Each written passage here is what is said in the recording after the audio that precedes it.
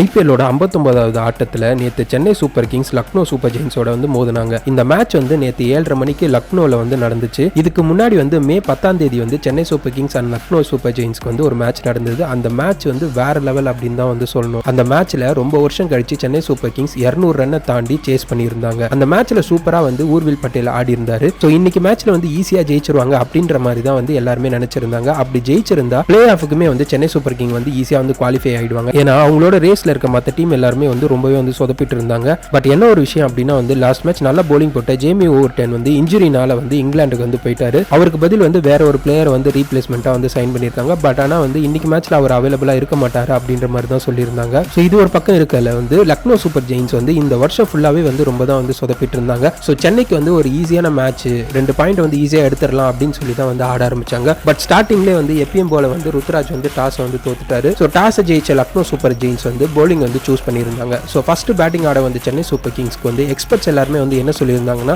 இந்த பிச் வந்து ரொம்பவே கஷ்டம், ஒரு 170 180 அடிச்சாலே வந்து இந்த மேட்ச் வந்து ஈஸியாக வந்து ஜெயிச்சிடலாம் அப்படின்ற மாதிரி தான் சொல்லியிருந்தாங்க. ஸோ ஆரம்பத்திலுமே வந்து ஆடுறதுக்கு வந்து ரொம்பவே கஷ்டப்பட்டாங்கன்னு தான் சொல்லணும். ஸோ முதல் 2 பேட்ஸ்மேனே வந்து 40 ரன் அடிக்கிறதுக்குள்ளேயே வந்து பவர் பிளேலேயே வந்து அவங்களோட விக்கெட்டை வந்து இழந்துட்டாங்க. லாஸ்ட் மேட்ச் வந்து சூப்பராக ஆடி கொடுத்த ஊர்வில் பட்டேலுமே வந்து வந்ததுலேருந்தே வந்து கொஞ்சம் தடுமாறிட்டு தான் இருந்தார். சென்னை சூப்பர் கிங் 20 ஓவருக்கு வந்து கிட்டத்தட்ட 187 ரன் வந்து அடிச்சிருந்தாங்க. இதில் வந்து பெரிய கான்ட்ரிபியூஷன் வந்து கார்த்திக் சர்மா கிட்ட இருந்து வந்துச்சு. கிட்டத்தட்ட 70 ரன்னுக்கு மேல வந்து அவர் அடிச்சிருந்தாரு. ஸோ அதுக்கப்புறமேட்டு வந்து கடைசியில வந்து எப்பயும் போல வந்து தூபே வந்து ரொம்பவே வந்து ஆடுறதுக்கு கஷ்டப்பட்டு இருந்தாரு. பட் ஆனால் வந்து லாஸ்ட் ஓவரில் வந்து பிரின்ஸ் யாதவ் வந்து போட்டு ஒரு 20 ரன்னுக்கு மேல வந்து அடிச்சு அவரோட ஸ்ட்ரைக் ரேட்டை வந்து காப்பாத்திக்கிட்டாருன்னு தான் சொல்லணும். கொஞ்ச நாளாவே வந்து தூபே வந்து சிக்ஸஸ் வந்து சரியா அடிக்க மாட்டாரு, பிளே வந்து ஒழுங்கா பண்ண மாட்டாரு அப்படின்ற மாதிரி வந்து எல்லாருமே வந்து சொல்லியிருந்தாங்க. என்ன கேட்டா வந்து அதெல்லாம் வந்து உண்மை இல்லை, அவர் வந்து ரொம்ப நல்லா விளையாடுறாரு அப்படின்னு தான் வந்து சொல்லணும்னு நானும் நினைக்கிறேன். பட் ஆனால் அது உண்மை இல்லைன்னு வந்து எனக்கே தெரியும். அவர் வந்து ரொம்பவே வந்து ஃபீல்டுக்குள்ள வந்து கஷ்டப்படுறாரு, ஃபீல்டிங்லுமே வந்து ரொம்ப சொதப்புறாரு. அதே மாதிரி பேட்டிங் வரும்போதுமே வந்து அவரோட வீக்னஸ் வந்து எல்லா டீமுக்குமே வந்து ரொம்ப நல்லா தெரிஞ்சிருச்சுன்னு தான் சொல்லணும். நேற்று மேட்ச்ல 20 ரன்னுமே வந்து பிரின்ஸ் யாதவ் வந்து கடைசியில் வந்து சரியான லைன்ல வந்து போடாததுனால தான் அவர் அடிச்சாருன்னு தான் சொல்லணும். ஏன்னா அந்த மேட்ச்ல வந்து முதல் 3 ஓவர் வந்து சூப்பரா போட்ட பிரின்ஸ் யாதவ் கடைசி ஓவர்ல வந்து எல்லாமே வந்து அவரோட ரேஞ்சில் போட்டு கொடுத்தாரு. இதே மாதிரி தான் வந்து ஒவ்வொரு மேட்சுமே வந்து யாராவது ஒருத்தர் வந்து அவருக்குன்னு வந்து சிக்கிடுறாங்க,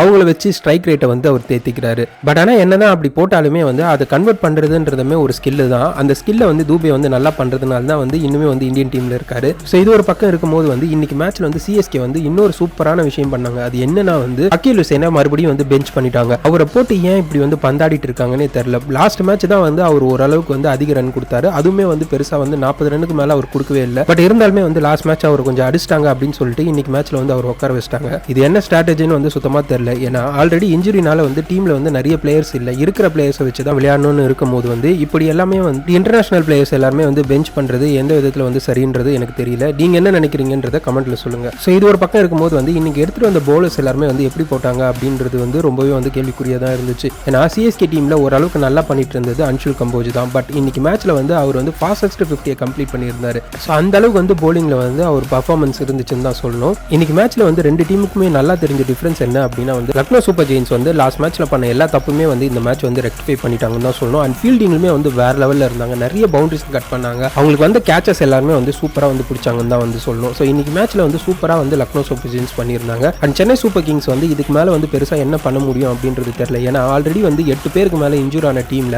ஆல்மோஸ்ட் வந்து இருக்க எல்லாருமே வந்து அவங்க ஆட வச்சு பார்த்துட்டாங்க. ஸோ இதுக்கு மேல வந்து பண்றதுக்கு பெருசா ஒன்றும் இல்லை அப்படின்றது இன்னைக்கு மேட்ச்ல நல்லாவே தெரிஞ்சிச்சு. ஜேமி ஓவர்டன்ற ஒருத்தர் இல்லாததுனால இன்னைக்கு மேட்ச் வந்து எந்த அளவுக்கு வந்து சிஎஸ்கேக்கு கஷ்டமா இருந்துச்சுன்றத டீம் வந்து புரிஞ்சிருப்பாங்கன்னு நினைக்கிறேன். ஸோ இது போக வந்து நெக்ஸ்ட் ஐபிஎல் ஆக்ஷன்ல என்ன பண்ண போறாங்க அப்படின்றத நம்ம பொறுத்து இருந்து தான் பார்க்கணும். ஸோ நீங்க நேற்று மேட்சை பத்தி என்ன நினைக்கிறீங்க? உங்களுக்கு நேற்று சிஎஸ்கே பண்ண பர்ஃபார்மன்ஸ் பிடிச்சிருந்துச்சா? அவங்க பிளே ஆஃப்க்கு போறதுக்கு வாய்ப்பு இருக்கா? என்ன நினைக்கிறீங்கன்றத கமெண்ட்ல சொல்லுங்க. இந்த வீடியோ உங்களுக்கு பிடிச்சிருந்தா லைக் பண்ணிட்டு மறக்காம நம்ம சேனலை சப்ஸ்கிரைப் பண்ணிக்கோங்க.